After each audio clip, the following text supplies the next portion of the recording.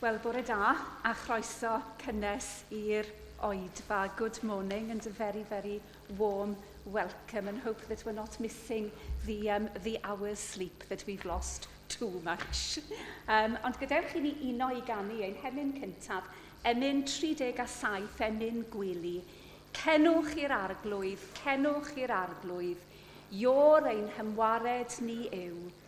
Aid yn beraidd hyd yn ef, aberth moliant iddo ef, bendigedig fo'r arglwydd ein Duw. 37.